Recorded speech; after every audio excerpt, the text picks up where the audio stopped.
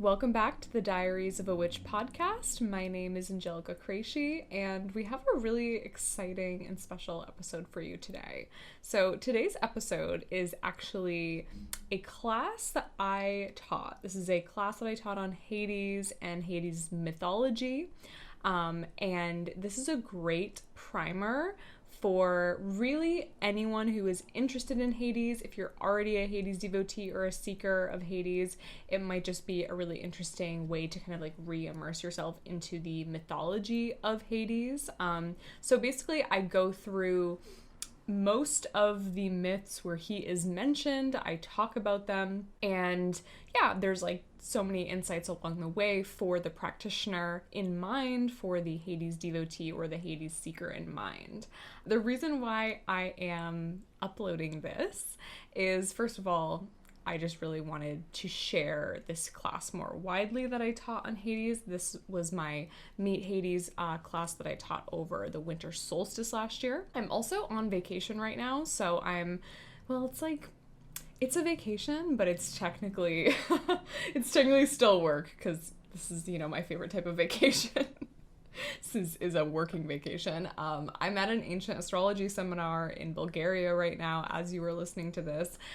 So we're having like a mini Diaries of a Witch podcast break, but I thought that this was a perfect opportunity then to upload a class that I taught instead. So today you get a full class on Hades, and if you want to go deeper with your devotional practice with Hades and you've been seeking more information about him, about how to work with him, I just released my program Katabasis, which is a Hades course. It's like a Hades learning program. I just released this entire program as a self-study course. So I have had a long history with teaching about Hades. I've been teaching and holding like ritual groups for Hades since about 2021 online. I've since taught many different types of classes, many different types of programs about Hades. But Katabasis is the program that I've run the last 2 years, in 2024 and 2025. And what I did is I basically took all of the best recordings from those two cohorts of Katabasis, and I created like a self-study program based off of that. So you can take a look at the modules. There's 8 modules, over 20 hours of coursework just in the base course. You also get the Hades class vault, which basically comes with all of the other recordings that I've taught about Hades that aren't necessarily like woven into the main course as like the self-study program, but it's just a vault of extra classes that you can watch or listen to whenever you want to dive a little bit deeper into a topic that I have covered in the past in regards to Hades. So you can dive in totally at your own pace and have a very phonic and underworld summer. Katabasis is going to be in the show notes, and it's also on sale until July 18th. So use code SUMMERWEEN when you check out. It should already be applied when you click the link in the show notes. And without further ado, enjoy the Meet Hades mythology class. I'm so happy to be teaching you today. I'm so excited to be in this space with you today, to be your teacher, right? So obviously we're here to talk about Hades. My Hades altar is like back here. For those of you who haven't been live with me before or haven't been around, there's my Hades altar, so cute. He's down there. But basically, we are here to talk about Hades. This is an introductory class, and I legitimately could talk about Hades for hours. Like if you said to me, Angelica, you need to talk about Hades for 24 hours straight, I would do it, and I would fill the time, and there would be so much to talk about. So when it comes to doing an intro level class, it's sometimes hard to go like, okay, what exactly is the intro? Like he's such an enigmatic god. Like what exactly should we talk about first, right? So that's what I was thinking the last couple of weeks when I was putting this together. And I decided to do this class on his mythology because I think that a lot of us already know a lot of the mythology, but there's maybe certain myths that we're not as familiar with. And then through the mythology, we start to really understand his personality. We start to really understand like what he is, who he's all about, how we can work with him as neo-pagans, as modern mortals in this world, right? How we can relate to him and all of the above. So we're going to start with the mythology. And then from the mythology, we're going to learn a little bit about his symbolism. And that's going to come very naturally just as like the next step with learning about him. And then we are going to what are we going to do next? Oh, and then we're going to do the group prayer writing exercise. So last time I did a free Hades class, we did this and it was so much fun. And I was like, we have to do it again. So basically at the end of the class, we will be writing a group prayer together. So one of my favorite, I love poetry. It's like one of my favorite things. And I love writing prayers for deities. It's just really fun. It's a nice offering. You know, through the mythology, through the class, we'll start to we'll look at the Orphic hymn. We'll start to learn a little bit about kind of like how these prayers were written and what the purpose was and how to create one. And then I'm just going to have some of y'all in the chat submit lines and a poem, and I will string them all together.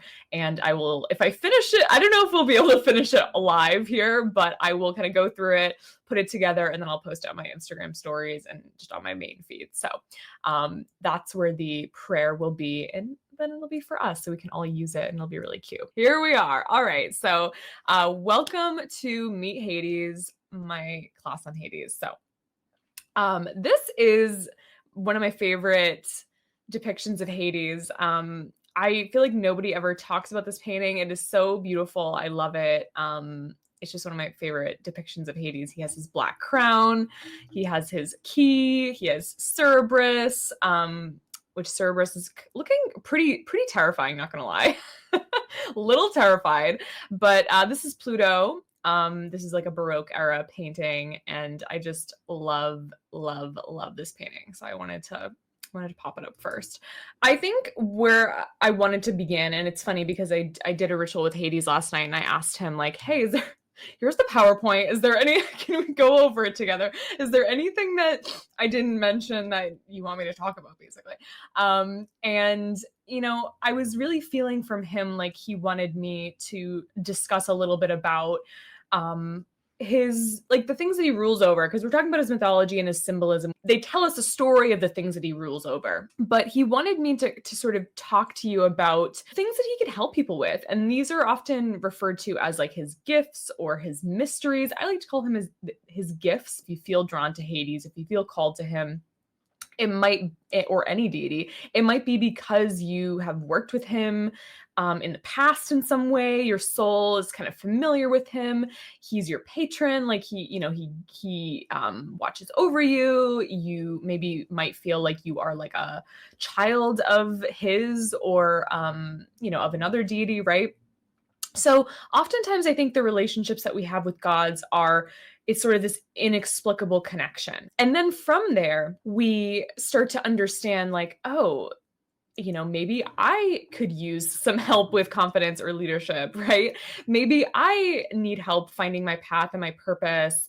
Maybe I have experienced grief and sadness and depression and, all of these things Hades can assist you with. And he historically has assisted people with these things, and he will, be able to do this in a modern pagan deity work practice with you if you, choose to work with him, right? That's kind of what I'm saying. So these are the things that he rules over, and these are his gifts and his mysteries. What I mean by the word mystery, the term mystery is used a lot when we talk about like the initiation groups of pagan deities. You think about like the Eleusinian mysteries.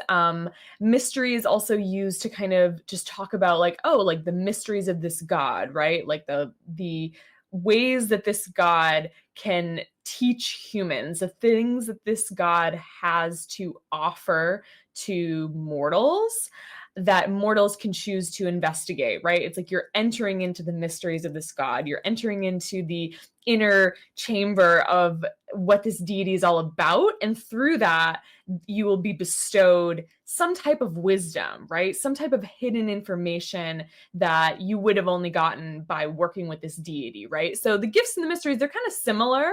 But I find that the mysteries are things that over time, you start to learn with these gods, and you can do certain rituals and rites and things like that in order to gain the information and the wisdom from these deities. All of these things Hades can help you with. So stability, sovereignty, resources. He's the god of wealth, right? Money, Pluton. Obviously, like, we can't overlook his association with death. He is very associated with death, obviously, right? He's the king of the underworld. He is the spirit of place of the underworld. You know, he quite literally receives these souls into the underworld, and this is where he gets his epithet as all receiver, or the receiver of many, polydegmon, agisander, like these types of epithets, right? He was traditionally evoked and worked with, and offered to, I guess is maybe the best word, during funerary rites, right? In the ancient world, he was very feared. And why was he feared? Well, the people of the ancient world probably had to experience a lot of death, maybe more often than we do, just because of, you know, the types of like medical interventions and the modern world and et cetera, right? Maybe it's not, I think that, you know, there are plenty of things that we have to experience in the modern world that are also upsetting, right? So it's not to say that it was like better or worse necessarily, but it was something that they really feared because, you know, they couldn't just go get an antibiotic or something, right? They were like, oh no, Hades is going to come for me at any time, right? And so they didn't want to use his name. They didn't want to evoke him.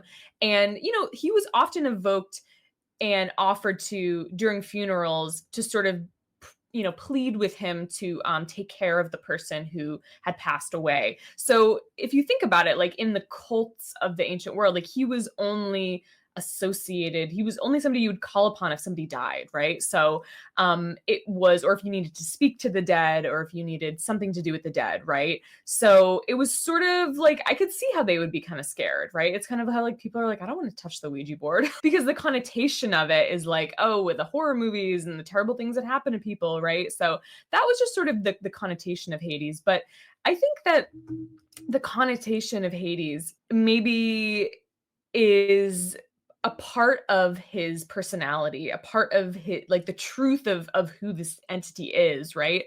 I'm not saying that he's a bad person or he should be feared, because I don't believe that, but I am saying that I think he's always had this quite almost like just this very stoic, stern, different outlook to the world than his brothers and sisters.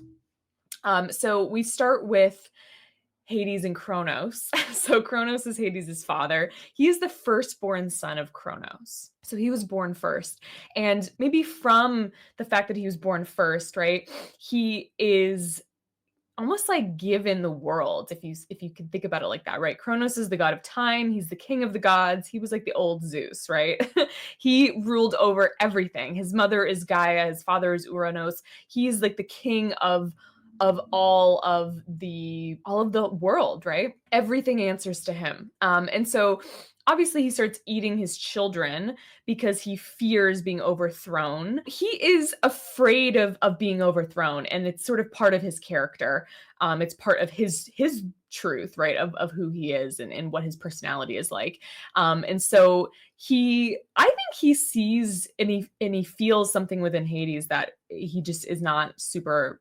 He feels like the power, you know, emanating from Hades and all of his children, right? And he consumes them, he eats them, he destroys them.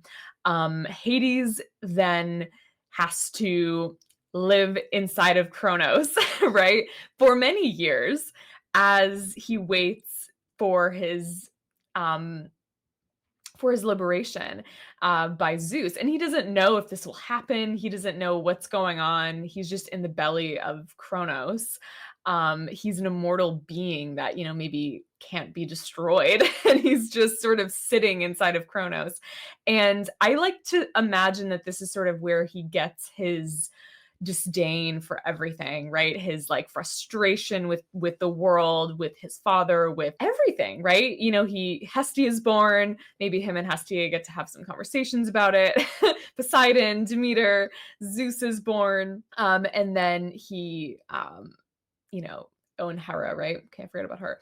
And then he's freed, and part of his freedom is that he now has to help Zeus, who he's never met before, right? His new brother, overthrow Kronos, which I don't think he's particularly upset about because I think he wants to overthrow Kronos. You know, he's the oldest, and now he's in this position of almost like assisting his brother, who's sort of like the main character, if you will, right? So I think that I'm not saying that he maybe doesn't like Zeus because of that, but I'm just saying that there's sort of these structures within the myth that play into the fact that maybe this is what made him the way he is, right?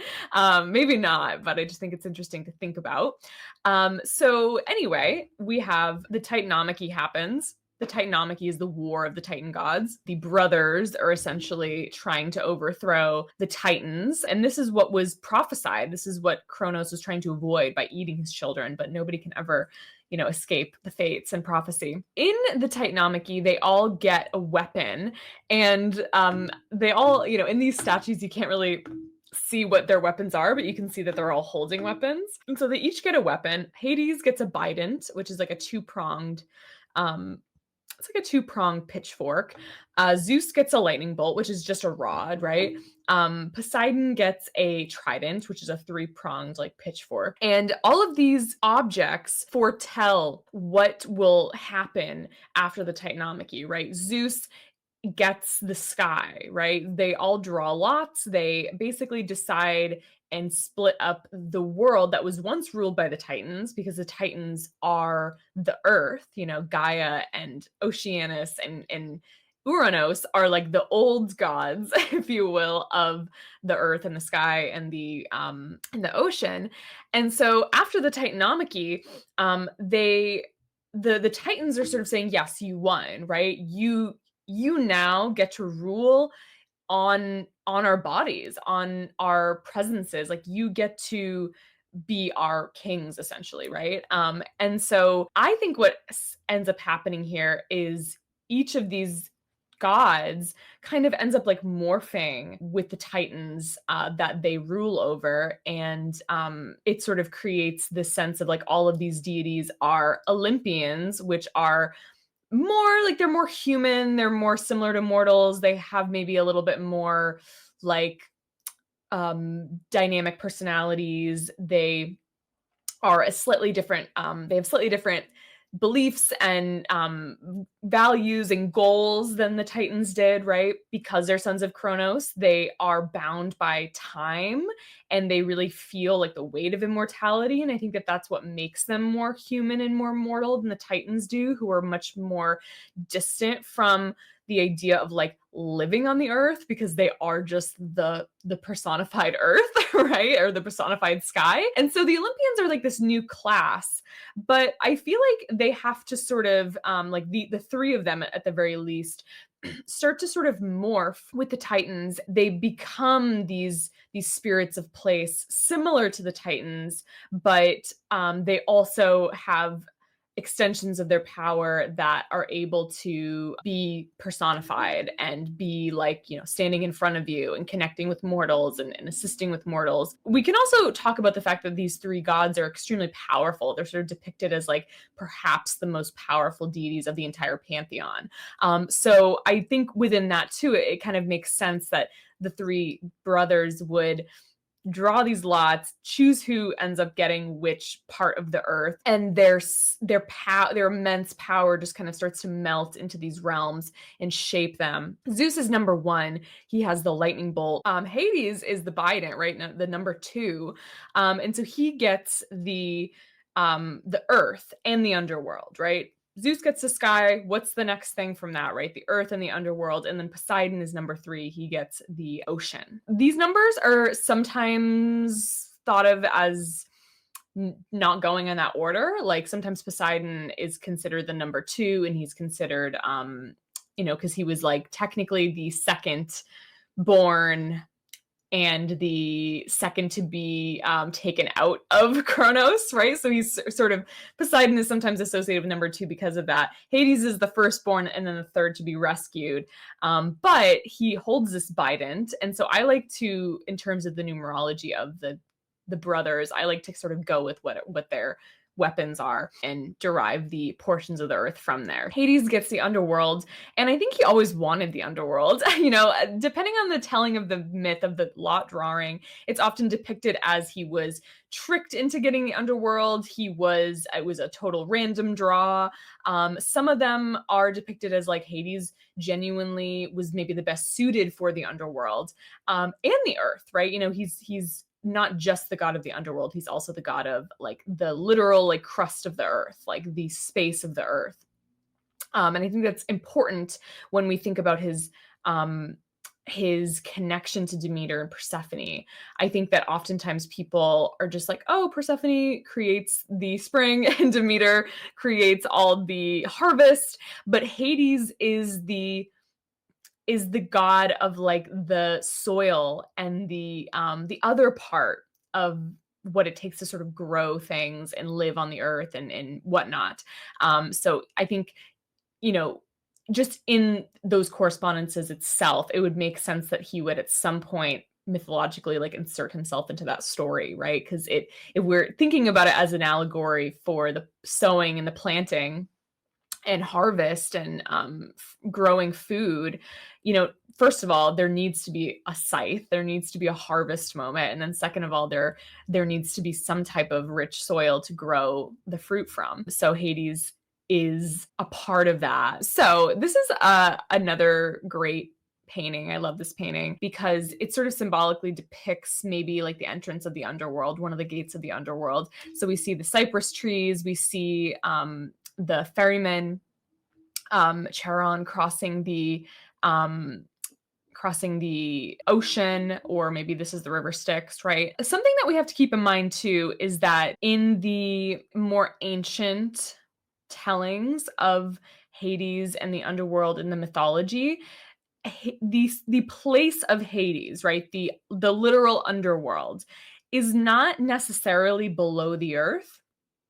He also has dominion of the earth and the underground, but Hades is not often in the more ancient tellings of the story depicted as underground. It's often depicted as basically like on an island in the middle of the ocean. And it's very vast and you cannot get to it. And the only time you can get to it is when you die, right? And this is why Odysseus in the Odyssey is able to go to the underworld because he's in a ship, and Circe basically gives him the coordinates to go to the underworld, which is in the middle of the ocean. And so he travels there and goes to the underworld and does his necromancy, and we'll talk about that a little bit later. It started to come around that like, oh, maybe the underworld is actually literally under the world, right? So many like rivers and lakes and cave systems are like all connected with one another. So there's the idea of also in the Persephone myth, right? Like he opens up the crevasse in the underworld and sucks Persephone in, right? There's sort of a little bit of like an issue with consistency in terms of like where the underworld is, what's going on with it. The way I like to imagine it, because I do very much see the underworld as this place surrounded by water. I imagine basically that there's all these cave networks that take you to this place, and you can connect with the earth and with the underworld, like with the ground, to connect directly to the underworld. But I tend to sort of agree that there is very much this like watery quality to the underworld, and we see that also with the fact that there's so many rivers of the underworld, and all the rivers guard and create boundaries between that and the world of the living. So I do sort of also agree that there is such this watery quality that it sort of must be either an island or just a place, maybe a cave that has so much water in it that it's just almost like seen as the ocean or something. Anyway, I won't go too in depth in the topography of the underworld right now because it's sort of not important for this particular class. But I just wanted to mention that because there's almost like these two camps of like what the underworld is, where is the underworld. But I think it just shows this vastness of Hades and what he rules over. And it establishes Hades as a spirit of place. He has become the daimon of the underworld, the king of the underworld. And when you walk into his realm, it's like you are interacting with him. You know, the cypress trees are his body, and the waters are his blood, and his arteries, and you know, the Tartarus is his heart. And like, it's just, there's almost this analogy that we could make to the underworld being a body, being his body. And obviously there's so many Titan gods that are both imprisoned in the underworld and make up the space of the underworld. The underworld was not created by Hades. I just think that Hades and Zeus and Poseidon almost merge with their rulerships, similarly to how the Titans were created, and that establishes their unique role as like kings, and their unique power, and the fact that they are the most powerful gods of the Greek pantheon, right? There's so much to be said about the fact that the underworld is sort of considered like Hades's body, and I just think it's so interesting and fascinating. It also sets up his epithet, which is the receiver of many, right? All who come into the underworld, he receives them. Maybe he quite literally receives them, because he is almost like the underworld is his like body, and we're all going into literally his body. Crazy. We're getting crazy. I have to check the chat after that one. Hades is depicted as like this very like, you know, he's strong and he's masculine and he's a man and like all of these things, right? But I think that there is a argument to be made if we think about his epithet receiver of many, and the fact that he also rules over the number 2, which is like a, you know, a nocturnal, maybe we could say like a sort of a feminine number. I have always felt this very like kind of gender fluid energy with Hades, where and this could maybe be said about all the gods, right?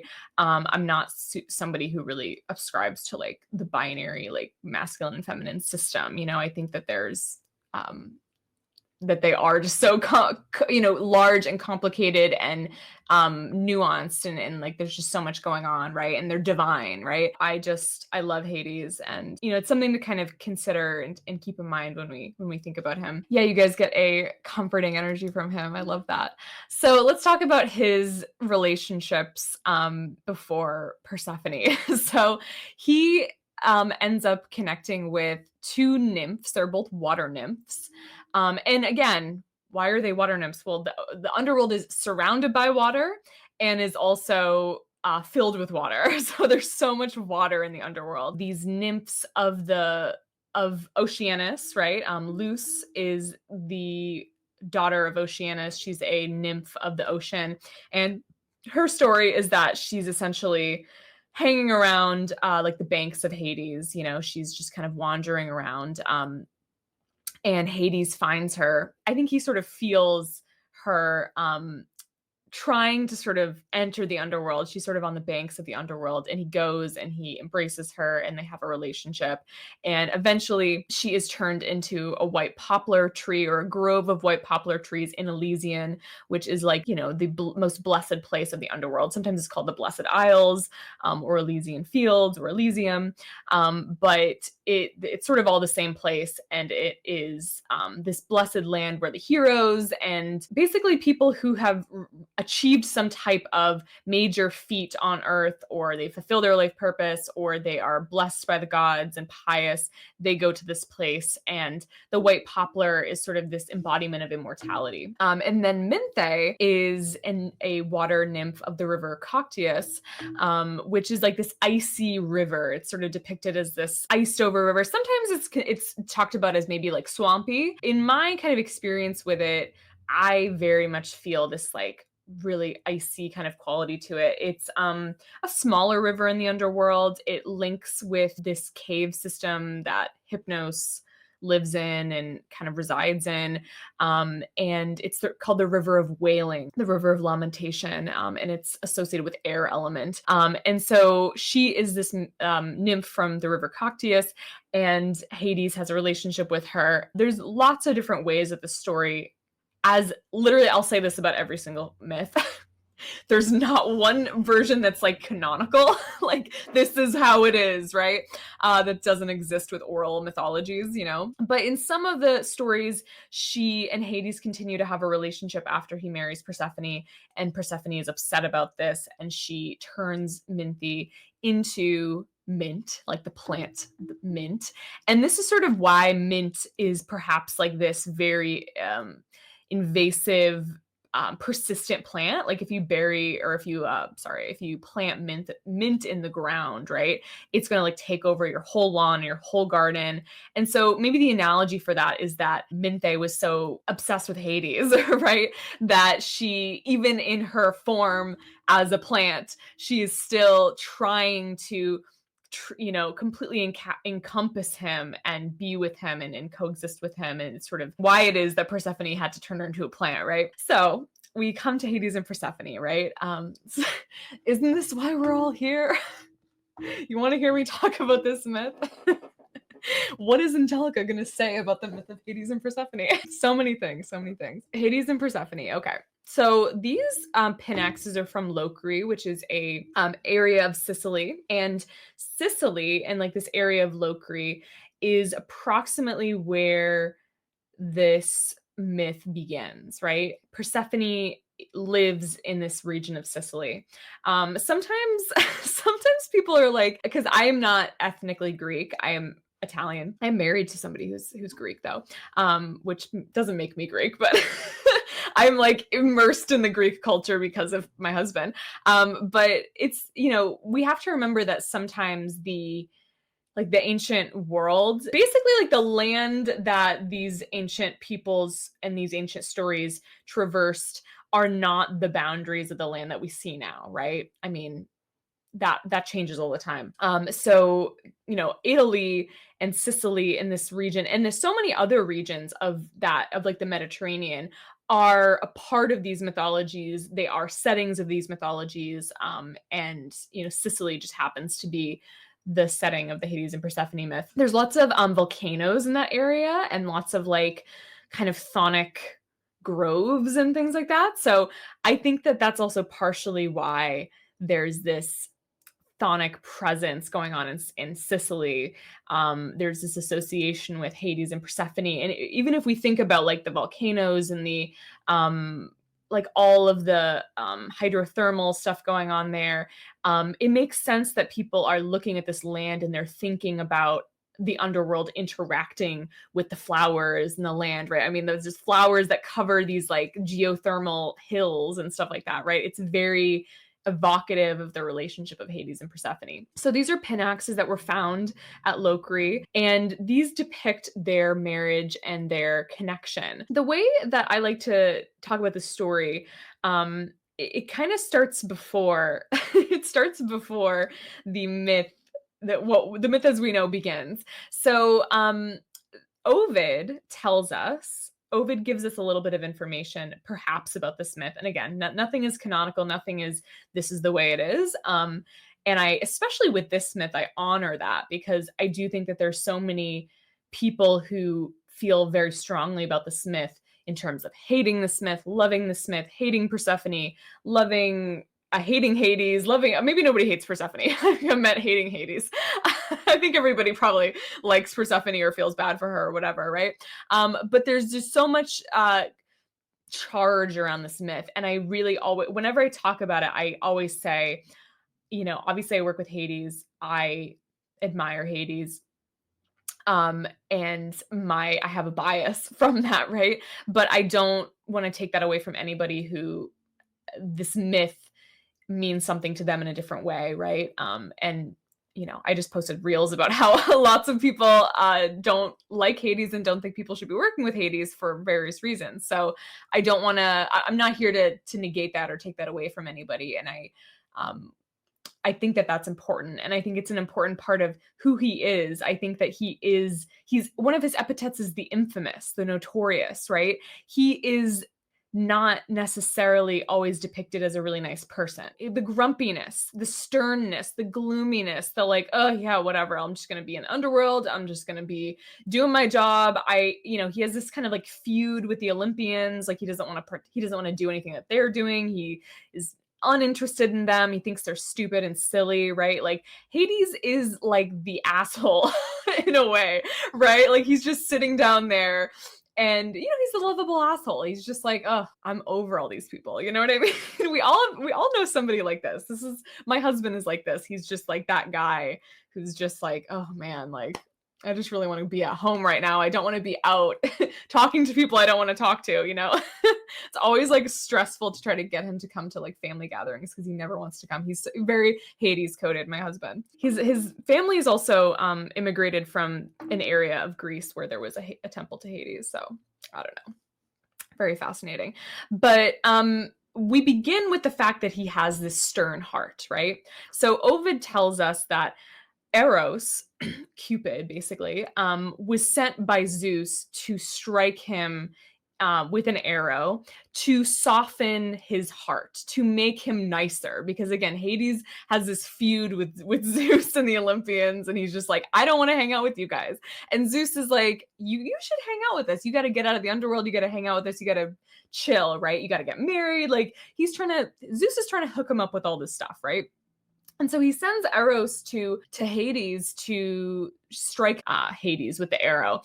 Some of the myths, it happens in the underworld, or it happens when Hades goes up to Olympus. Hades has been struck with the arrow of Eros, right? There is something that has been stirred. If we think about it archetypally, there's something that has been stirred in this otherwise maybe impotent, gloomy, not like Hades is the he rules over the realm of the dead. The dead is not necessarily, they're not generating anything. There's nothing maybe unnecessarily sexual about the dead. And that's a weird sentence. What I mean by that is like, they're dead. There's no procreation. There's no like, they don't need to be like getting married and having sex, like they're dead. There's none of that, right? So I like to think about it as Hades is not really inclined towards any of those things because of his rulership, because of his nature. And then he's stirred with Eros. He's stirred with like the sex drive, essentially, and like this want to get married and this want to love, and his heart is warmed. And maybe he starts having relationships with the nymphs, and then that leads him to Persephone. But sometimes it's like he's given Persephone by Zeus. Zeus is like, hey, I found you somebody to marry. Sometimes he pleads Zeus to let him marry her, maybe because he interacts with her as part of the harvesting and the food cycle, right? His rulership of the soil of the earth. Maybe he is in the meadow in Sicily and he's overseeing the lands that he rules over, and the all of the geothermal stuff in that area, and all of the volcanoes, and like all of these very Hadean things. And he sees Persephone, right? But eventually they meet, or he is said to set to marry her, and he basically creates this crevasse in the ground with a trigger that is the narcissus flower or the daffodil, and Persephone picks it. The ground opens up, and either she falls in, or he comes out with his horse-drawn chariot and he takes her to the underworld. This Pinax is really interesting because this is a depiction of the abduction of Persephone, but we can kind of see by like the body language, like it's sort of depicted in a different way, right? And this is the marriage of Hades and Persephone. That moment where he takes her to the underworld, that is their marriage. That is when they are sealed in a union, right? And in the marriage rites of the ancient world at this time, the marriage rites, like part of the marriage rite was that you would symbolically go to this girl that you're trying to marry's house, and you would literally physically pick her up and take her to your house. And there's more there, right? There's more to the ancient marriage ceremonies, but the idea of like taking the woman and bringing her to your household was symbolic of the union, So the fact that this happens in the myth, and that there's no other marriage ceremony other than this is the ceremony. We get the idea that this myth might have just been symbolic of marriage, and when the ancients are writing it and thinking about it and ascribing what they were doing at the time to it, it makes sense. Oh, this is a marriage custom, and we're trying to depict these two getting married. And there's this perfect kind of setup, right? With like them being of opposite realms. And then of course there's so many other layers of life and death, and this idea of this beautiful young girl, and this maybe, he's not death, right? That's Thanatos, but he is sort of symbolic of death. He's the ruler of death. He is the realm of the underworld, and he's here to steal her away, right? To steal her life and her fertility away to the underworld. And it is quite literally, at its most basic, an analogy of the fear of death, of this beautiful young maiden being killed mysteriously and, being taken into the underworld. So that's why I say, I try to do this myth justice in terms, I try to think about it delicately, because the myth, this is why people react so strongly to it. The myth is literally about death, about somebody dying, about grief. That's Demeter reacts with grief, right? It's about escaping control. It's about learning how to be sovereign. It's about transformation. Persephone becomes the queen, right? She's raised into this position as the queen of the underworld. And Hades, in the Homeric hymn to Demeter, says, it's okay. Basically, I'm paraphrasing, but he basically says, it's okay if you don't want to be with me. It's okay if you don't want to, I'm going to let you go. I'm going to let you go to Demeter, but know that I will always make people respect you, and I will make people worship you. She's technically a lesser goddess, right? She's not, she's the daughter of Zeus, but she's not an Olympian, right? So she's sort of considered like a lesser goddess. And he's basically saying, I will give you a cult. I will make people worship you. I will, I will change your name and call you Persephone and not Kore. I think it's really beautiful. Let me see. I think I have the exact quote. Okay, so he says, go Persephone to your dark-clad mother and keep gentle the strength in your heart. There shall be punishment forever on those who act unjustly and do not propitiate you with sacrifices. So he's basically like, see you later. You don't have to be with me, but I will punish everyone if they don't treat you as a queen. And I think he's sort of saying that as like a threat to Demeter almost, right? So anyway, this Hades and Persephone. Hades and Pagan. So this is an interesting one. He doesn't have a photo. I didn't put a photo of him on the screen. But here he is. He is a peony flower. So essentially what happens is I actually have the quote from the Iliad. So we'll just let Homer talk for once and not me. So also did huge Hades. I love that they call him huge Hades. So also did huge Hades suffer wounds when this same man, the son of Heracles, or the son of Zeus, sorry, Heracles, hit him with an arrow, even at the gates of Hades, and hurt him badly. Thereon Hades went to the house of Zeus on great Olympus, angry and full of pain, and the arrow in his brawny shoulder caused him anguish, till Pagan healed him by spreading soothing herbs on the wound, which Hades was not of a mortal mold. So essentially what happens is there is this, sometimes it's depicted as Hades is just at the gates of Hades, and Heracles upon entry to the underworld, because he has to enter the underworld in order to absolve him. Basically, Heracles is struck by madness from Hera, who's angry that he is her namesake, and for other reasons, right? And she strikes him with madness, and he commits all these murders and atrocities. And then in order to absolve himself from that, they're like, okay, you have to do these 12 trials, and these are the trials of Heracles. The final trial is he has to go steal Cerberus from the underworld, and that's sort of like, if he can do it, he'll be absolved or whatever. So some of this is like he's trying to enter the underworld and he strikes Hades with an arrow. Some of the myths, he is basically like he is fighting in this city. I think it's called Pylos, this city. And Hades is also there fighting. It's sort of more of an obscure myth, because I'm like, why would Hades be there? But that's the story. He's there. They're both fighting, and Heracles and Hades, I don't know, maybe they have beef or something, but he strikes Hades in the shoulder with an arrow, and Hades has to go to Olympus to try to get treated from this. And who treats him but Pagan? Pagan is often described as the physician of the gods. He's very closely associated with Apollo and Asclepsis.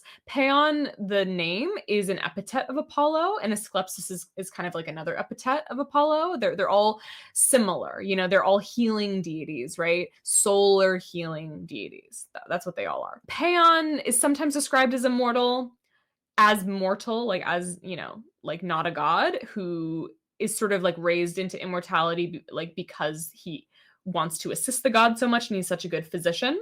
So from there, he almost like becomes part of Apollo. I like to think about it as Paon is his own person. He's a mortal physician that chooses to help the gods. And then sort of eventually he is associated and almost like risen into the position of Apollo as an epithet of Apollo. But what ends up happening eventually is that Hades creates the peony flower in honor of Paon. Sometimes literally Paon's mortal body after he dies is transformed into peonies, right? No matter can ever be destroyed. It has to be transformed. So even when these people become gods, right, their mortal bodies, their mortal matter still needs to go somewhere. So he gets turned into peony flowers. Peony is a solar herb, poisonous to cats, so be careful with your cats and the peonies. But it's a great winter flower. It's sacred to Hades, and it's a solar flower, so it's great for the solstice. I have some peonies on my altar right now. Hades and Orpheus. So this might be a story that you're maybe more familiar with Hades, but essentially, Hades and Persephone are in the underworld, and Orpheus loses his wife, Eurydice, who oftentimes is depicted as being bitten by a snake. And this is sort of like, if anybody's seen Hadestown, right? Hadestown, the musical. The vibe is that Eurydice goes to the underworld with Hades in the musical, right? She's like taken to the underworld by Hades. She's like coerced by Hades to go into the underworld. And it's sort of a way to, like, I think what the author of that musical was trying to insinuate is that, like, the original myth is she's bitten by a snake, but Hades does show up in serpent form sometimes. He is sometimes associated with snakes. Orpheus goes into the underworld to try to get Eurydice back because he's like, no, this is my girl. Nobody's even death is not taking her from me, right? Like literally. And so he is the son of a muse. He is he's mortal, but he has like this sort of kind of like all the heroes do that are of divine parentage. He has like these talents, and he has like this sort of strength to him where he's able to enter into the underworld.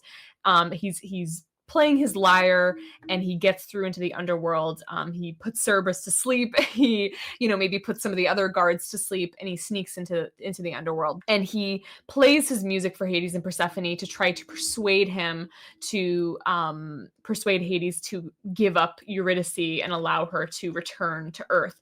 And nobody's ever been resurrected before, right? Maybe they've been reincarnated. Maybe they've been placed into eternal punishment. Maybe they've been turned into objects or made a constellation or something, but they've never been like reincarnated, And so Hades is like, what you're asking me to do is something unprecedented and something that goes against the fates and could potentially get me in trouble with like the Titans and in trouble with all the other gods, right?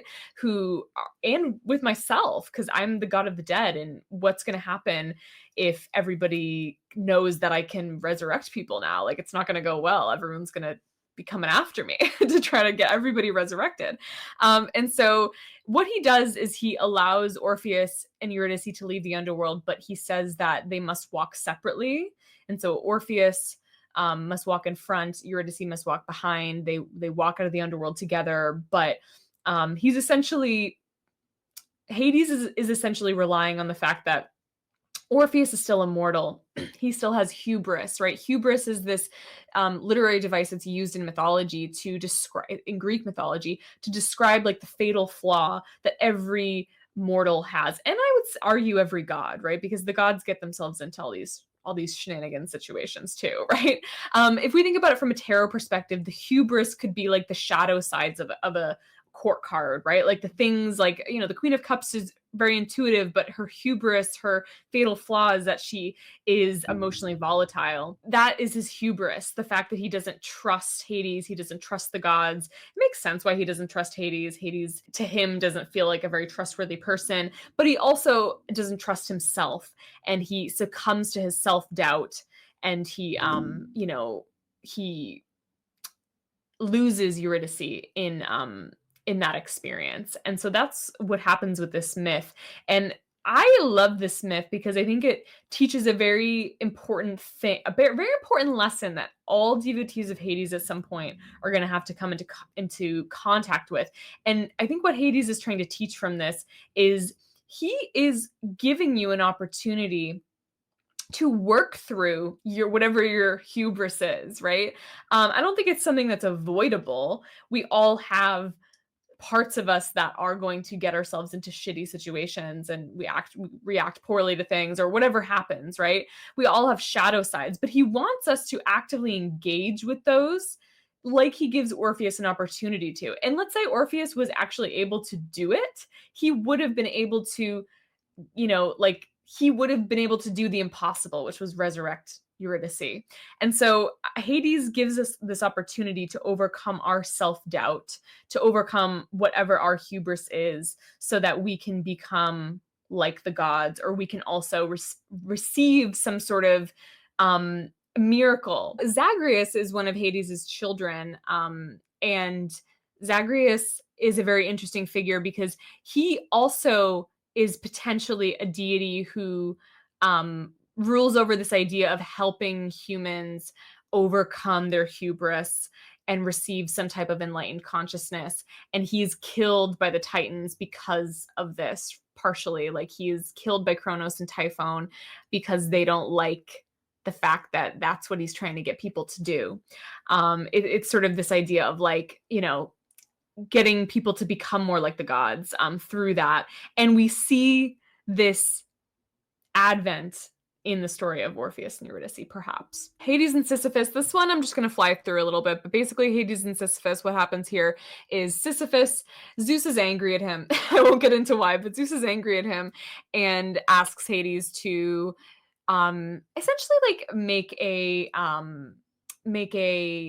example out of him when he dies. And so Thanatos is sent to come and get him and place him into the underworld, so that Hades can punish him for something that Zeus is angry at him about.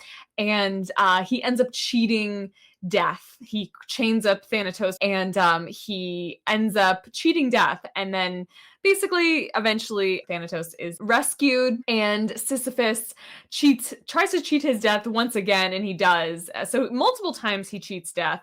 And eventually, once he gets into the underworld, Hades and Persephone are both like, okay, so not only did you piss off Zeus, but now you pissed us off because you tried to cheat death multiple times. And you're not even doing it in a cool way. Like, you're not even doing it in the Orphic way where you're trying to, like, drink the water of the Nemesis pool. Like, and so we're going to punish you. So they make him push a rock up a hill in Tartarus for the rest of his life. So fun stuff. Okay, the heroes. So we talked about Heracles already. We talked a little bit about Odysseus. Odysseus goes into the underworld to try to do necromancy. And from that myth, from the Odyssey, we as underworld chthonic witches get our basically we have our Bible of how to do necromancy, how to work with the chthonic gods. We get that from Odysseus. So he's kind of, we love him because he gives us that framework. And, we'll talk more about that in Katabasis, right? What that framework is and what that looks like. Theseus and Pirithous. Theseus is kind of unimportant to the story, but basically he's annoying. I don't think Hades likes him very much. He's just an annoying fucking guy. I don't like him at all. He like leaves Ariadne on a beach to die, and then Dionysus marries her. Like, he's just an asshole. But him and Pirithous are like, we're gonna marry daughters of Zeus, and Pirithous decides he's going to marry Persephone, even though she's already married to Hades. So it's a cursed endeavor.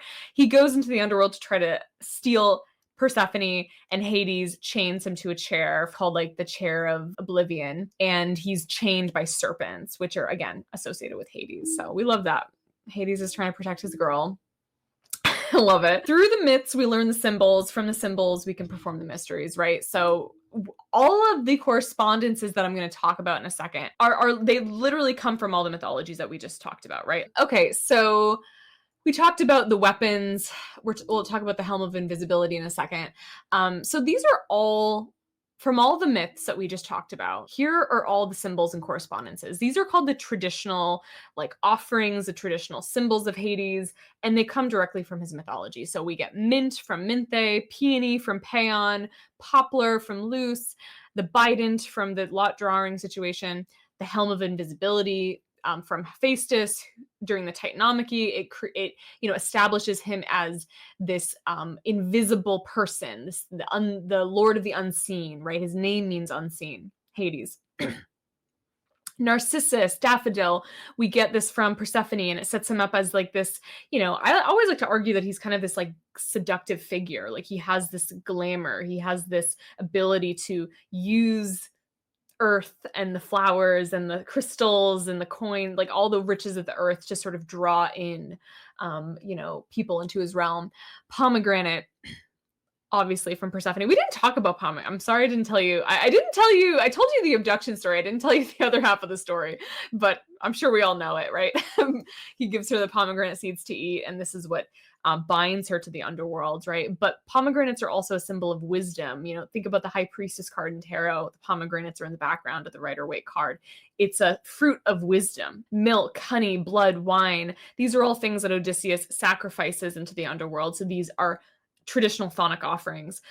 Animals, roosters, rams, black animals, dogs, right? These are all sacrifices. Or horses, right? He has 4 black horses. He has Cerberus, who's a dog, right? So black animals, and then these specific types of animals are associated with snakes from Pirithous, and his serpent form in his epithet, Zeus Melichios. This is when he conceives Zagreus with Persephone. He's in this epithet as a serpent. Pigs are associated with him at Eleusis specifically, and at the site of the Eleusinian mysteries, the cult of Persephone and Demeter.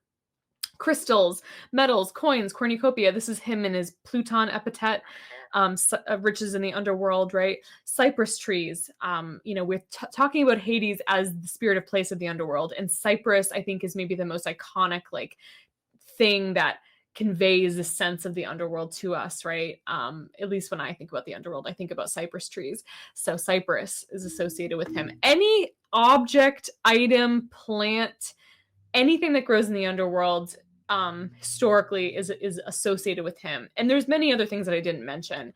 But yeah, those are the symbols and correspondences. And you can use these in offerings, right? You could do a fumigation of cypress. You could offer mint. You could blend these with some more modern offerings. I give him chocolate. I think he reacts very well to chocolate, right? So it's not a canonical historical offering, but many Hades devotees I've spoken to have had success offering him chocolate, right? It's sort of becoming maybe a part of the modern canon of Hades offerings. So Andes mints or mint chocolate things, or mint chocolate chip ice cream, or whatever, you know what I mean? These are things you can give to Hades. So we can, use these as the altar items, symbols. We can use them in rites and rituals to create rites and rituals with Hades. Orpheus to Pluton. So this is the Anthosis Translation. I love this translation. I fucking hate the Thomas Taylor translation. It's the one everyone reads. I hate it. The Patrick Dunn one is all right. I have no ill will towards the Patrick Dunn one, but I love the Anthosis. So the Orphic hymn: you dwell below the earth, O strong spirited one, a meadow in Tartarus, thick shaded and dark. Sceptered Chthonic Zeus, please accept this sacrifice. Pluton, holder of the keys to the whole earth, to mankind you give the wealth of the year's fruits. Yours is the third portion, earth, queen of all, seat of the gods, mighty lap of mortals. Your throne rests on the dark realm, the realm of distant, untiring, windless, and of impassive Hades. It does rest on gloomy Acheron, the river who girds the roots of the earth. All receiver, master of death, master of mortals, host of many. You once took as your bride, pure Demeter's daughter. You tore her away from the meadow, and through the sea you carried her to an attic cave. Upon your steeds, it was the district of Eleusis, where the gates to Hades are. You alone were born to judge deeds obscure and conspicuous. holiest, illustrious, ruler of all, frenzied God, you delight in the respect and in the reverence of your worshippers. I summon you. Come with favor. Come with joy to the initiates. So I summoned Nero in that. I don't know if we summoned Hades, but we summoned Nero. She loves her Orphic hymns. But anyway, so I highlighted some things here. Essentially, everything I highlighted is an epithet, right? So epithets of Hades are these names, right? The term epithet, it's a literary device that was used in ancient poetry to evoke the gods. Epithets are used to evoke the gods. Epithets are also, could be considered like different versions, different names of these gods. You could consider the different epithets distinct different entities, or you could consider them like all under the umbrella of the overarching like Hades, right? I like to think that they are different ways that he shows up, different things he rules over. We see different epithets showing up in different mythologies of different parts of his personality coming out. But it's used in ancient poetry and in evocations as a way to raise energy, call out to this deity in all their many forms. It's a way to be specific about who we're conjuring here. Sometimes it's about why we're conjuring them. This hymn is a general hymn, so it has so many of his epithets in there, right? It's really this poem that celebrates him in all of his forms. When we are writing prayers or when we are working with Hades, we can specifically call upon separate epithets for different things that we need assistance with. And the epithets directly relate to his mysteries, his gifts, the things that he rules over. It's like all a circle. It's all circular, So these are all the epithets. So when we think about writing our own poems and prayers with one another, like when we're going to write this group prayer or we're writing our own, thinking about the mythology that we just heard and think about a name, an epithet, a story of him, something that he rules over, some part of his personality, and honoring that in a hymn, in a prayer. It's an ode, right? An ode to Hades, So you could choose for your line in this group prayer. I'm going to have people come up with like one line and then I'll put it all together in a prayer. It'll be a general prayer to him and all of his epithets. So pick a version of him that resonates with you, whether that's Pluton, Pluto, like his association with wealth. I'll keep like this on this. Maybe I'll keep the Orphic hymn on the screen so you can kind of look at it and see what the vibes are here.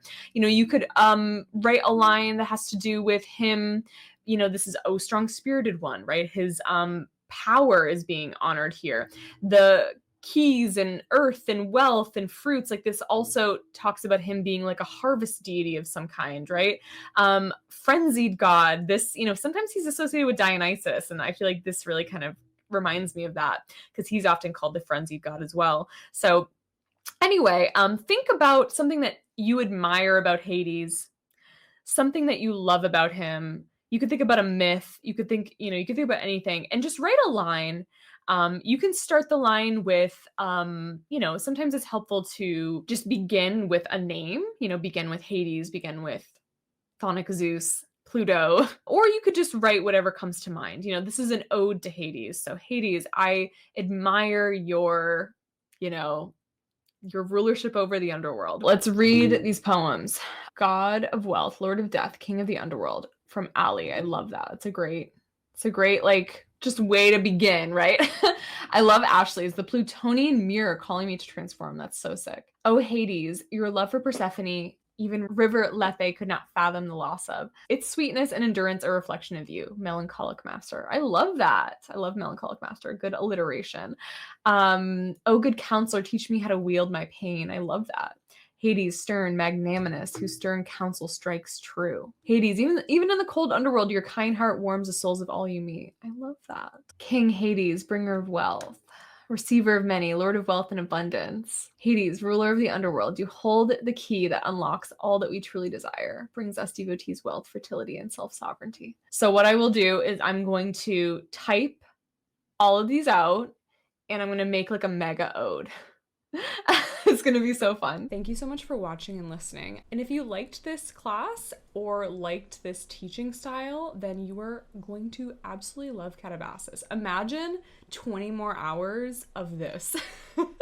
And we dive into so many topics in Hades worship. And I wanted to say a huge thank you and a shout out to all of my patrons. Thank you so much for being members. I love hanging out with you guys. I love chatting with y'all in the Discord server. This community is one of my favorite things, and I'm so grateful for it. Thank you so much for listening and watching, and we will talk soon. Bye!